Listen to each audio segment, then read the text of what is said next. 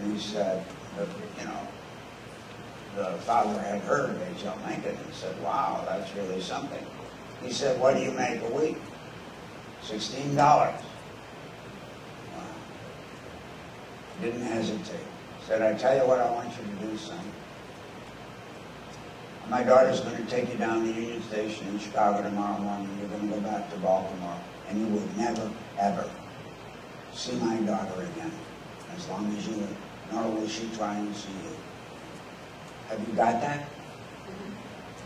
He was very down about it. And he said, yes, I got that. The next morning, and this is her telling me this, and the next morning she drove the young man to the train station and never saw him again. 2 years later, the young man wrote her a letter. And she said, and he wrote me a letter 2 years later. I never contacted him because he honored my father's word and didn't contact me. And he wrote me this letter, in which was an apology letter. Because you see, Bruce, I'm Genevieve Scott. I'm the girl in Summer Wishes, Winter Dreams. And I'm the prototype for Daisy Buchanan because my boyfriend was F. Scott Fitzgerald. And I was awed and shocked. And tears were coming out of her eyes, and I tried to hold her hand. And, you know, she was a frail woman, and she kept talking. She didn't miss a note.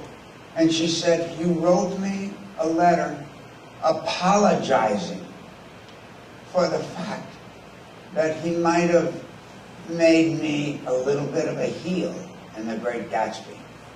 And he didn't feel that way about me at all, but he meant about the girls from Lake Forest that were like that, and he used me as a prototype, and he wanted to apologize for me. And I said, oh my God. I understand, I don't get it. And next to her couch, on her little coffee table, was a picture. And in the picture was the letter. And she said, let me read it to you. And I said, no, ma'am, it's so private, I wouldn't want to do that. And so she picked up the picture, and she started reading it to me. And while she's reading it to me, off the picture, the letter, it's a beautiful letter, apologize. On the back of the letter was the envelope that it came in. And then the back of the letter was addressed to her. And the postmark was Great Neck, Long Island.